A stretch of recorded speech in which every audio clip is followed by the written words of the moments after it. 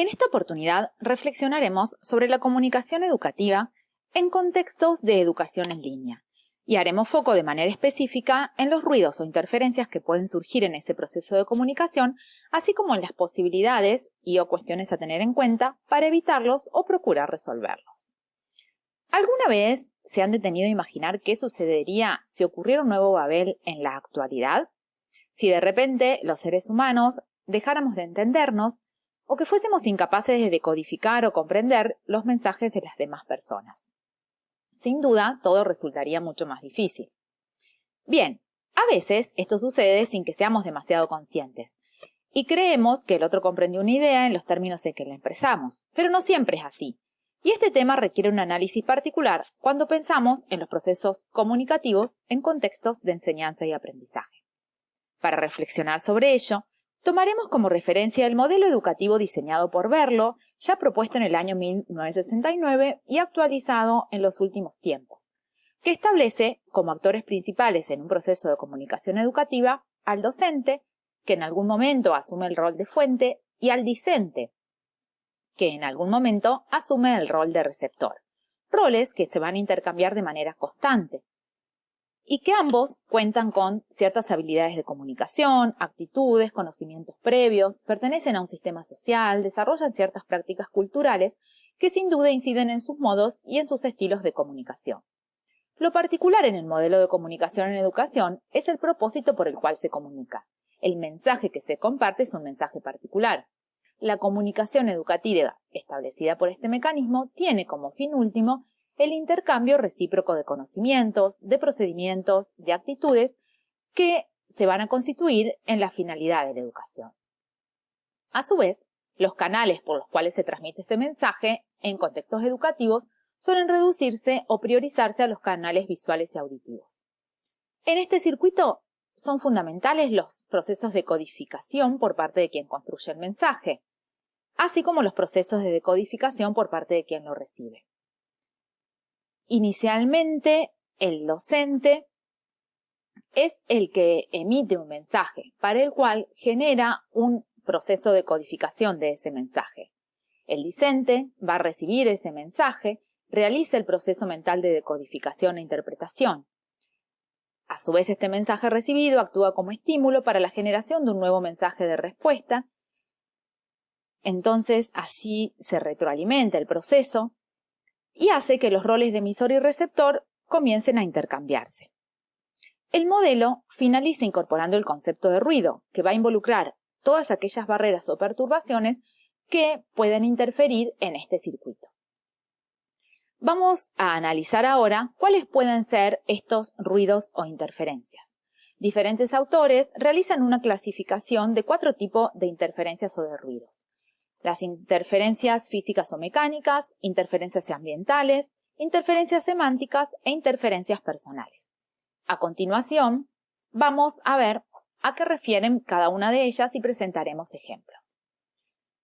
Las interferencias físicas o mecánicas refieren a las interferencias que pueden darse por un corte de señal, por la interferencia en el canal o en el medio que se transmite el mensaje, por ejemplo, la caída del servidor, la imposibilidad de acceder a un sitio web, la presencia de virus en nuestras máquinas, ¿sí?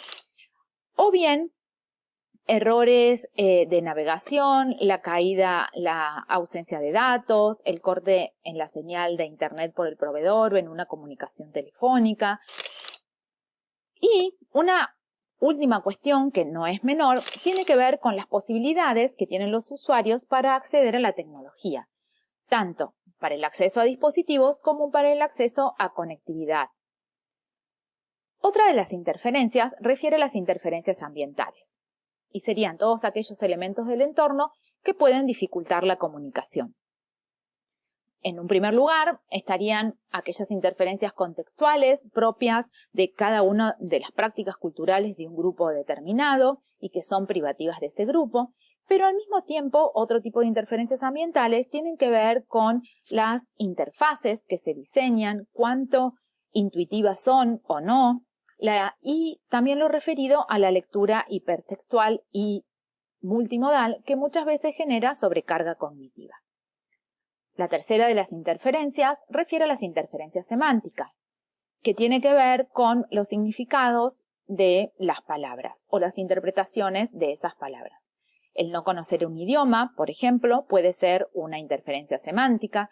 El no tener un vocabulario amplio en relación a una determinada disciplina. La presencia de palabras con significados diferentes en diferentes regiones o países. O conceptos que son propios de un determinado grupo, de una clase social o de una determinada franja etaria.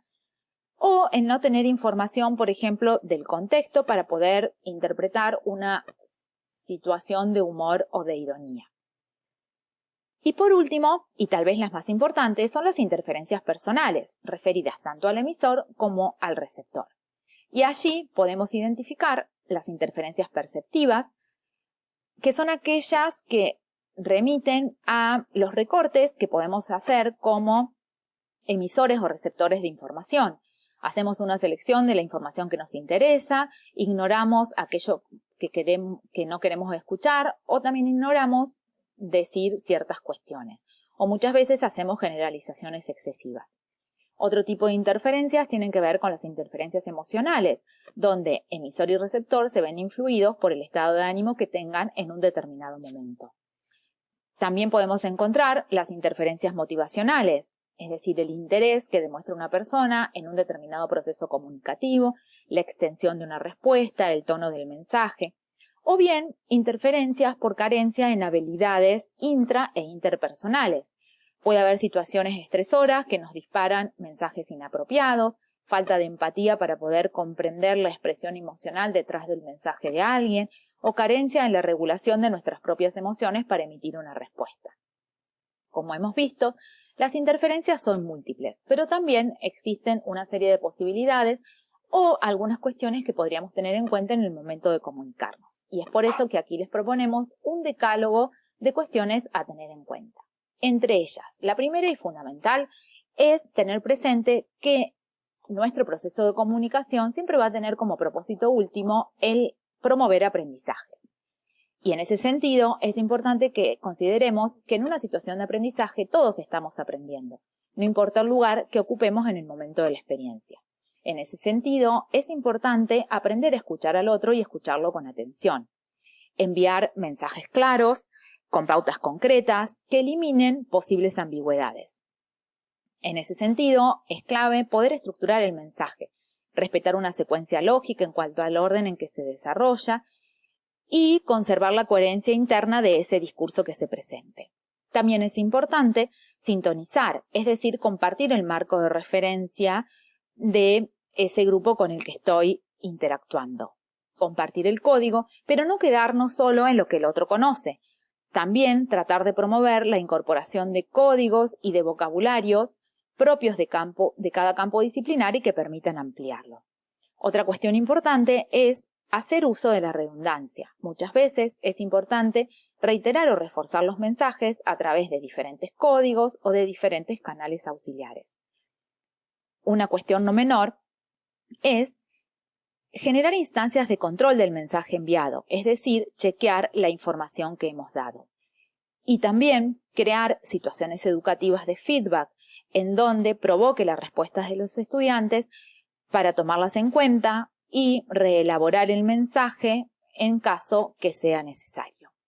Sin olvidar dos cuestiones que no son menores: el procurar siempre mantener una comunicación fluida y activa, una actitud abierta a ideas nuevas o diferentes y el respeto por el otro.